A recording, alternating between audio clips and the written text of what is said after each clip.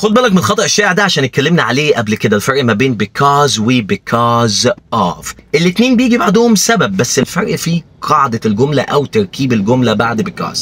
because بيجي بعدها جملة كاملة، فاعل وفعل واللازم منه بقى. فلما أقول لك مثلا I didn't come to work yesterday because I was sick. I فاعل، was فعل أساسي هنا، و sick صفر.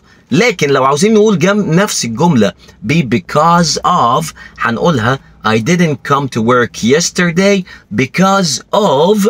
هتحط بقى بعد because of اللي هي معناها بسبب، وهتحط اسم زي العربي بالظبط، هتقول بسبب مرضي. مرض في الانجليش هو sickness او illness.